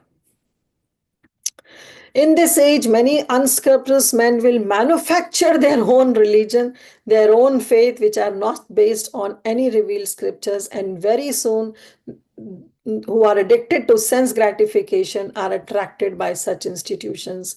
And later we see that even such spiritual masters are ending up behind the prison bars. So then Prabhupada says that you have to follow a system till 25 years, be a brahmachari. Don't mingle with the opposite sex. And then in that way, you will follow the proper rules and regulations of Grahastha Ashram. So if you are a serious brahmachari, then you can be a very good Grahastha. And when you are a very good Grahastha, then consequently you can accept Vanaprastha. So this is how one should progress. But it has become very difficult to raise the spiritual standard to the present distorted values of human society because the education system is not good. But the sages of Naimisharanya, they are very anxious to disentangle all fallen souls here, and they are seeking the remedy from Srila Suta Goswami. So we'll do one verse more and probably then we can end. So now comes our 11th verse.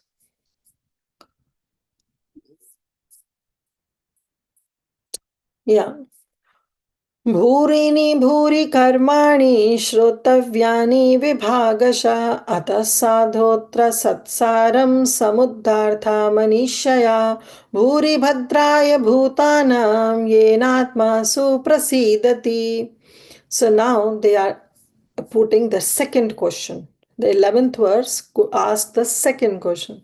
So 9th verse talks about the first question, what is the absolute and the ultimate good for the people in general. And now in text 11, they're asking the second question, which is, please explain the essence of all the scriptures for the good of all living beings. Means, what is the essence of all the scriptures?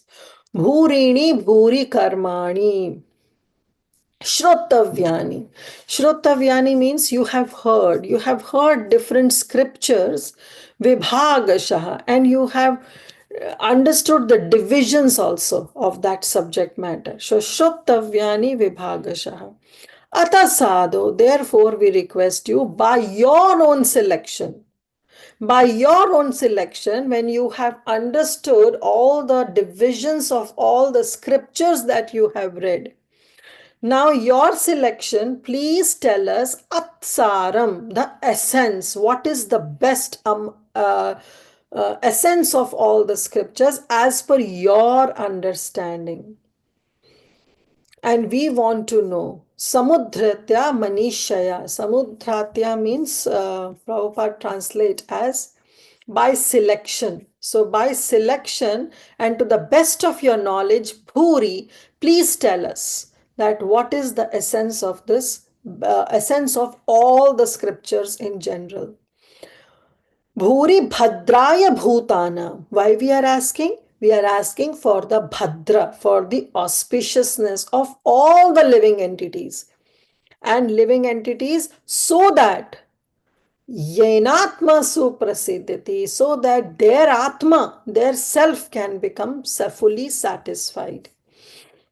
So there are many varieties of scriptures, and in all of them there are many prescribed duties which can be learned only after many years of study in their various divisions. Bhurini bhuri karmani, shrotavyani vibhagasha. Therefore, O sage, please select the essence of all these scriptures. We want to know only Saram Samudrata Manisha. What is the best essence of all the scriptures as per your selection? And explain it for the good of all the living entities, for the Bhadraya Bhutana. And by such instructions, their heart may be fully satisfied. Yena Atma Suprasiddhati. So Prabhupada, he writes that how Atma we know is distinguished from matter and material elements. So it is spiritual in constitution and it is never ever satisfied. See, we can satisfy the body, but the Atma can never be satisfied if we are keep feeding or keeping Atma on a material platform. So all scriptures and spiritual instructions are meant only for the satisfaction of Atma. There are varieties of approaches. Consequently, the numbers of revealed scriptures are innumerable. Taking into consideration the fallen age of Kali, all these sages, they are asking Suta Goswami that you please tell us the essence of such scriptures, because in this age it is not possible for the fallen soul to undergo all the lessons of all the various scriptures in Varna and Ashrama. So in Kali Yuga also it has been mentioned that we don't have time to commit all the mistakes. So we have to learn from the mistakes of others, right? Normally the saying is that learn from the mistake of others because you will not get the time to commit all the mistakes. Similarly, the sages are also saying, "Oh Suta Goswami, we cannot expect these Kali Yuga people that they themselves undergo all these different various scriptures and understand their divisions and the proper regulations in Varna and Ashrama. It's not possible. So therefore, you, as per the best of your knowledge, you only tell us what is the essence of all the scriptures for the welfare of the human society." So this way, these sages are praying. So we'll do one more. So in the 12th verse, now they are saying, question number 3, they're asking. So first is over in 9th. Second is over in the 11th verse, where they're asking what is the essence of all the scriptures for the good of living beings.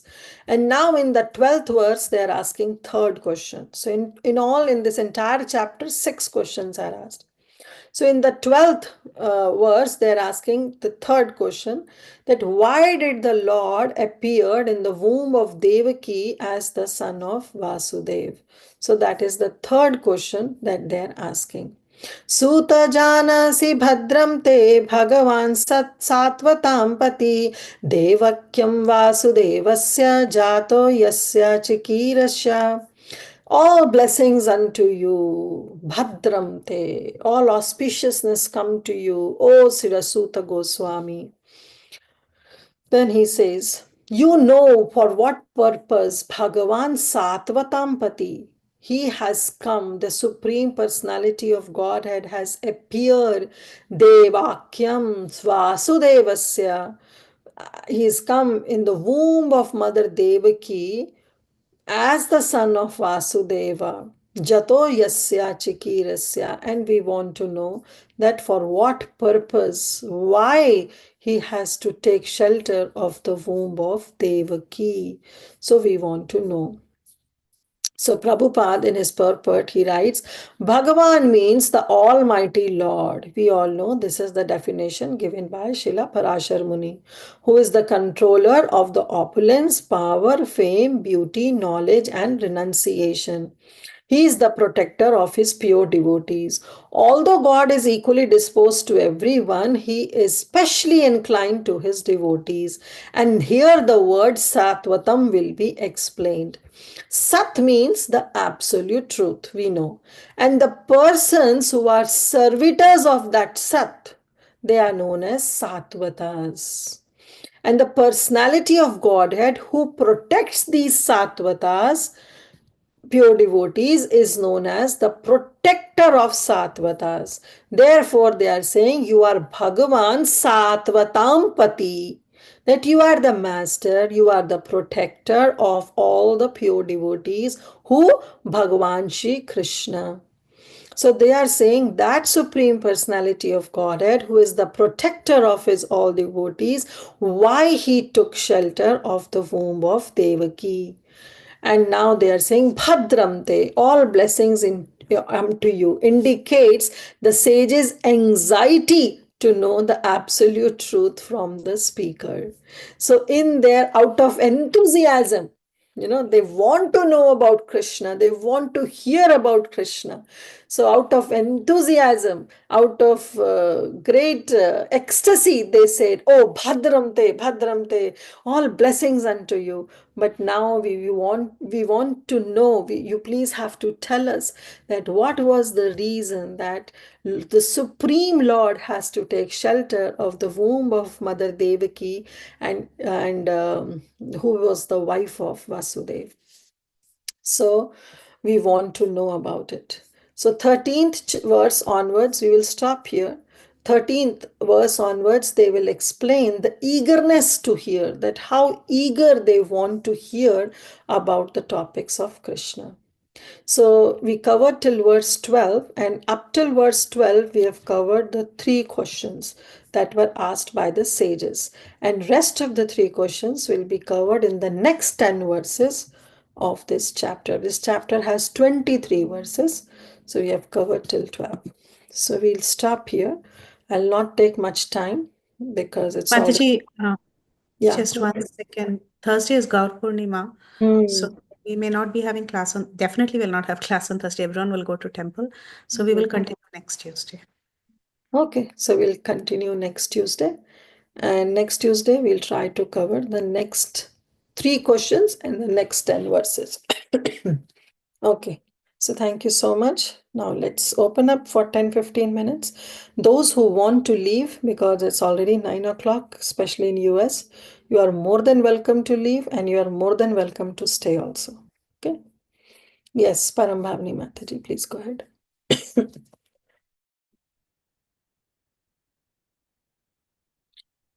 Mataji, you mentioned the the chakra, and the chakra that Brahmaji made, and yeah, it was he just contemplated a wheel in his mind, and the hub or the rim of that wheel.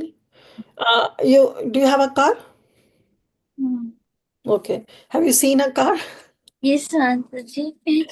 So if you have noticed the tires, the wheels, so there is a tube, a tire, and inside that there is a steel thing.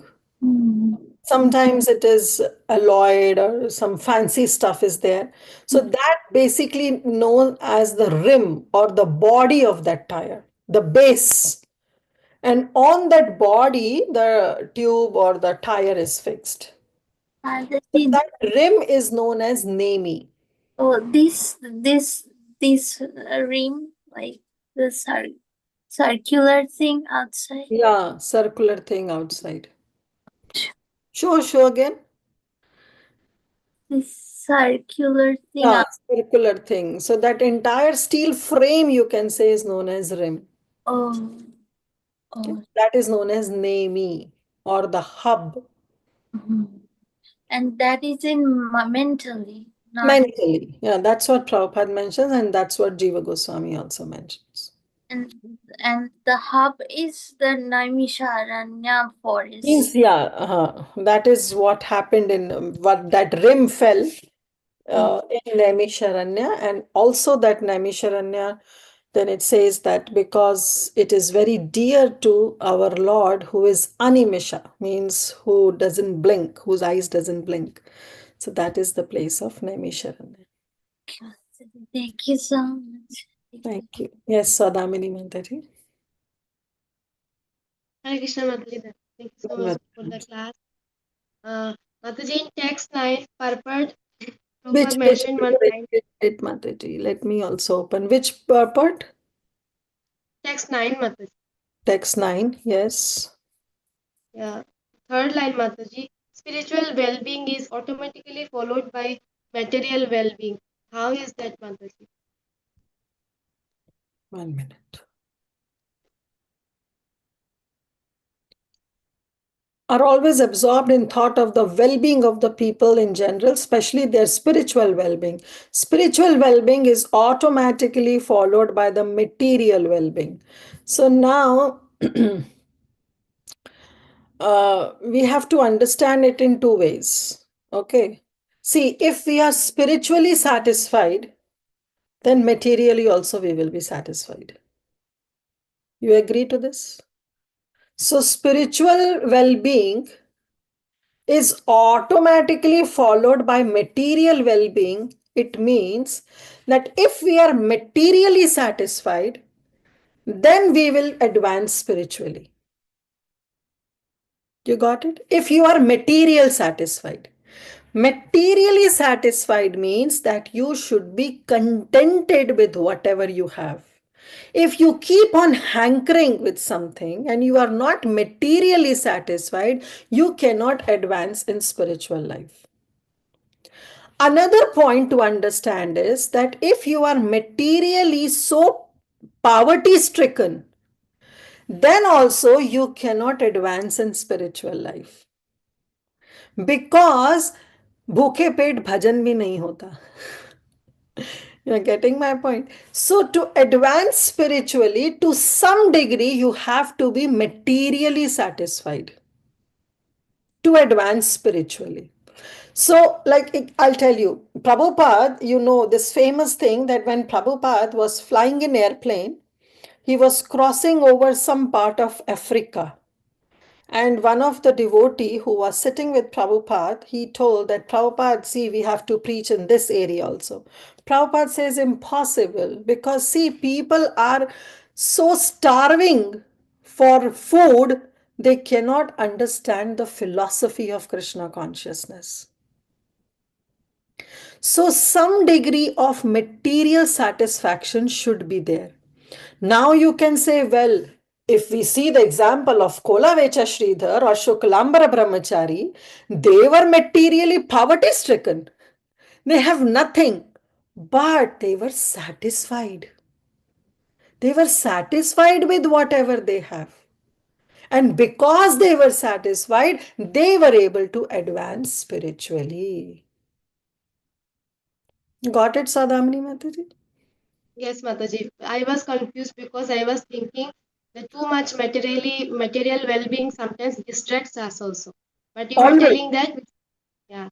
But you are telling that materially satisfied.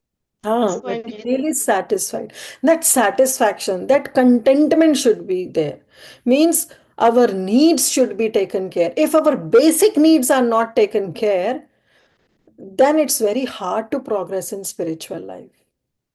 But at the same time, there are examples whose basic needs are also not taken care of, like for example of Kulavecha Sridhar and Shuklambar Brahmachari. Shuklambar Brahmachari in Chaitanya Charitamrita is mentioned that he will go door to door and beg some rice. So, but because they were materially satisfied, those such impoverishment they didn't become an impediment in their spiritual life. Yeah, now I got it. Thank you, Mataji. Thank you. Yes, Padmini Mataji. Hare Krishna Mataji. Nice to hear from you again. I had one small doubt about this less punya just now, like you were telling. Materialistically, people seem to be lucky, but this means what the punya that we are talking here is more about. spiritual. Yeah, we are talking about those agyat sukriti, that punya that helps us to progress in the path of bhakti, because such punya will help us come in contact with the pure devotees of the Lord. Devotees. Yeah, because it's a largely misunderstood statement. This punya is here always. So I wanted to clarify. And one more thing, Mataji, there is somewhere there's a time lapse from here. We started at 6 o'clock, but by the time the most of it is gone, is it the time is shifted to 5 o'clock something? Yes, Mataji. Actually, 2 days back on Sunday, the Uh-huh. clocks, the daylight saving Oh, ended. dogs, yeah. So I was really disappointed. So many things gone, and okay, so I missed a little bit. So anyway, Mataji, I'll catch up. Thank you very much. It's so nice to see you again and hear Bhagavatam from your side. Thank you. Thank you, Mataji.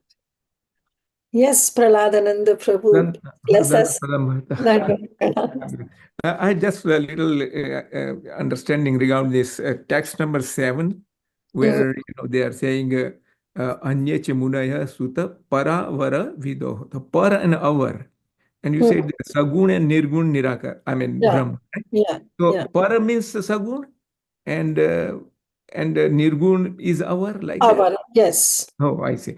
Okay, Yes. so Sagun, does it mean Paramatma and Bhagavan, or just Just Bhagavan, only just the personal form of Bhagavan. okay? And others, that Avara is the other aspects of the Supreme Absolute Truth, like Paramatma and Brahman. I see. Okay, all right. That was a clearance. I think this is mentioned in Sridhar Maharaj commentary. I don't know about Srila Sridhar Swami, but of course this is mentioned in Vishwanath Chakravarti Thakur's Sari. Yeah, I read it in like he said like that. Paravare Sagun Nirgan Brahmani Viditantiti Tatha. That's what he has mentioned in that. So that's what I thought. Some clearance. Thank you, Mata. Very good. Thank you, Prabhu. Okay, anything else? Okay, so if not, then we can. Yes, Tulsi Gopi Mataji.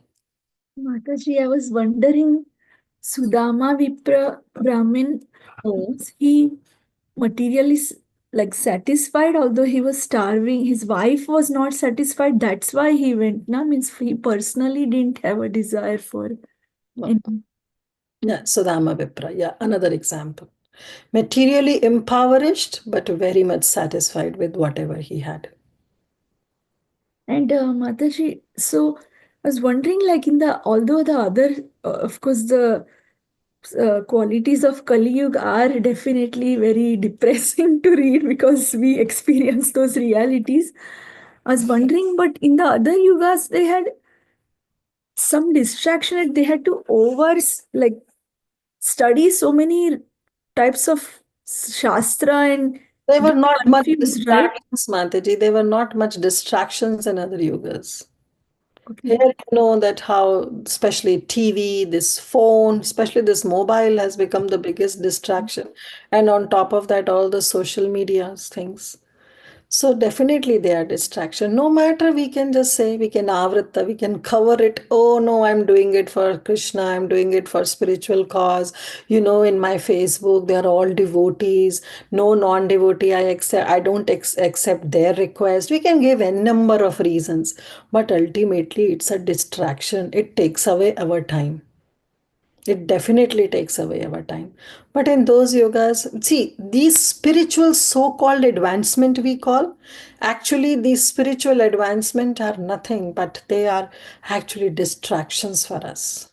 They say that we are in Kali Yuga, we are materially advancing, but no, these all material advancement is actually distraction.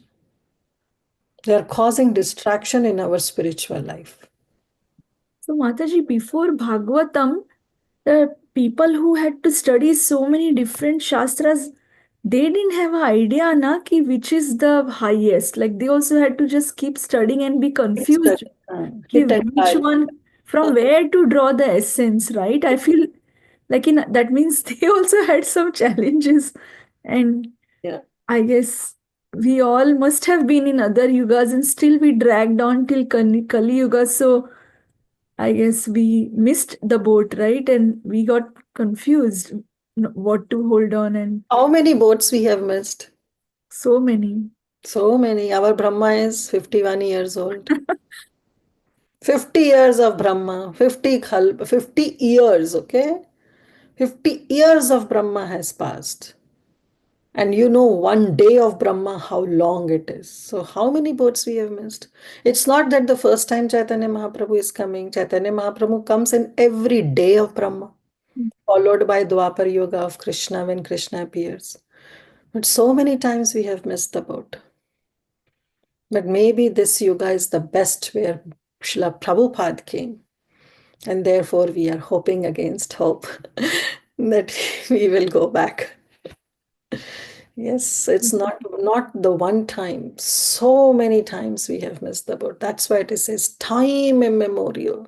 If you go on tracking where you missed and when you missed, you will not be able to track. Never ever able to track. Therefore, Prabhupada says time immemorial. And these questions normally comes, right? When did we fall? What happened? When did we choose? Forget about all these questions. My Guru Maharaj would always say, what will you do? If you get some malaria disease, will you go and find that mosquito? Which mosquito bite me? No. You will just cure your disease. So you know you have missed so many boats you have missed. So at least now we can take a vow that we'll not miss this boat. Let's be serious. Right? Yes, Mataji. I always wonder if Kali Yuga is giving the easiest and straightforward process, like the questions of the sages, which is the quick, easy, whatever, straightforward. So why other yoga processes gave so complicated, like meditation and yajna and all the ingredients, and why they also didn't tell only chanting the holy name?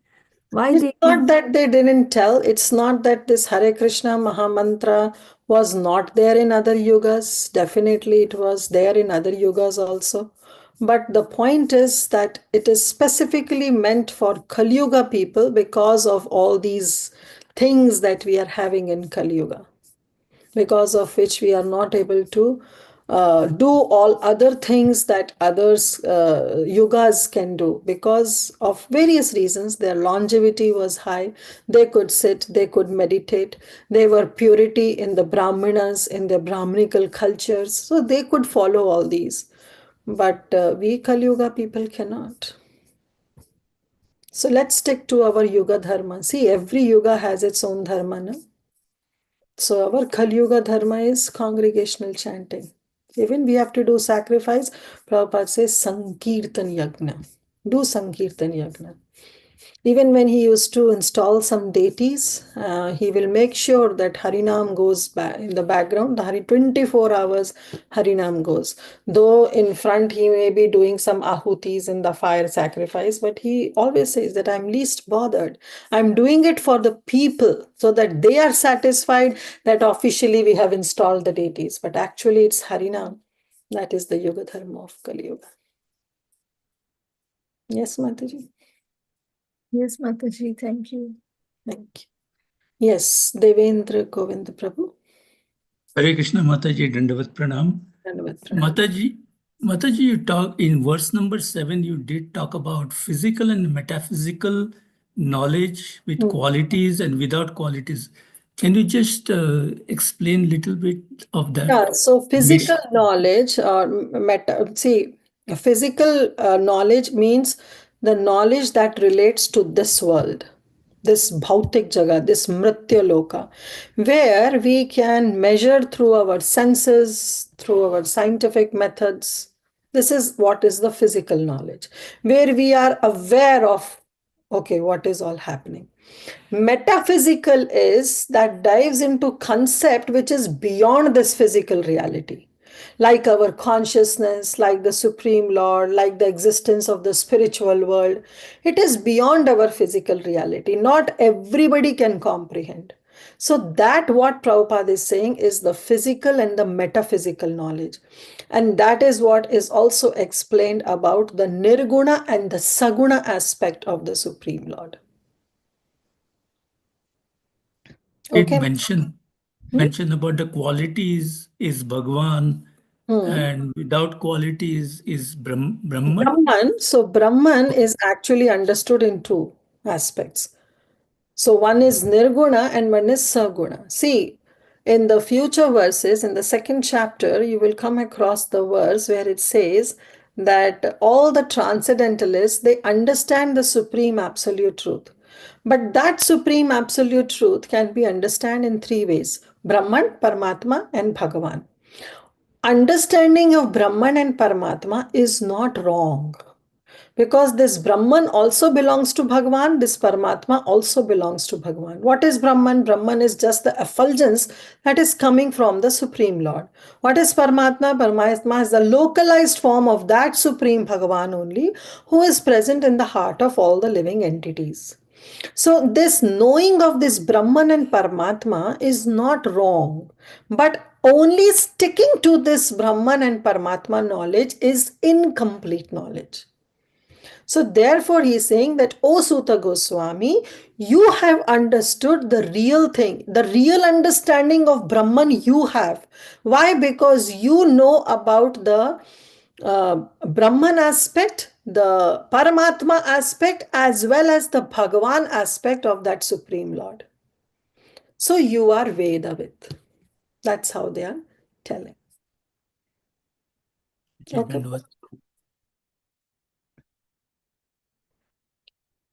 Also, Mataji, can I add little there? Yeah, please go ahead, Prabhuji. Bhagavan Krishna very nicely clears this idea in 14.27 slok number Bhagavad Gita. Brahmano hi pratisthaham. That's what he says. I am the basis of this Brahma, like that. So that's very convincing. Brahman ki pratishtha mere se hai. Yeah, that's right. Right, कि ब्रह्मन की existence भी मेरे से है.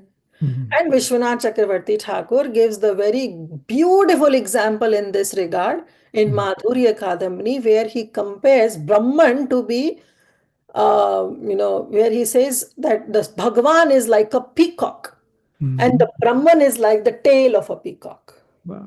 So the tail of the peacock, it's so beautiful. The feathers are so beautiful. But those feathers, they exist. Why? Because the peacock exists. If the peacock doesn't exist, the feathers won't exist. So the existence of the feathers is because of the existence of peacock. So Brahmano hi pratishtha aham. So us Brahman ki pratishtha bhi mere se hai, because Brahman is what? It's my effulgence only that is coming. If I am not there, then Brahman will not exist. Right? So this is how Vishwanath Chakravarti Thakur explains. Mataji, that you explained in Bhagavad Gita, isn't it? Brahma Pucha Pratishtita. That's what you. Pucha Pratishtha, Pucha the tail, yes. Yes, a very beautiful explanation that was, Mataji. Thank you. All glories to our Acharyas. Okay, so thank you all so much. See you all next Tuesday. And we'll stop here and wish you all a very, very happy Gaur Purnima festival. Please meditate on Sri Chaitanya Mahaprabhu, who is our savior in this Kali Yuga. And we are in his kingdom. So, and he is the king of Kali Yuga. And we are in Kali Yuga.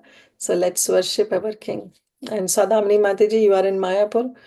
You are in that spiritual dham. Please pray for all of us that we all become the recipient of Mahaprabhu's mercy, always. Thank you. So we'll stop here. Vanchakalpatarubhyascha kripa sindhu bharevacha patitanam bhavanebhyo vaishnavebhyo namo namaha. अनंत कोटि वैष्णव वृंद की जाय, शिला प्रभुपाद की जाय, ग्रंथराज श्रीमद् भागवतम की जाय. Kirtidas Sundari Mataji ki Mataji ki jai. jai. Hare Krishna. Thank you so much. Hare Krishna Mataji. Thank you so much. Stop here, ending the call. Hari Bol.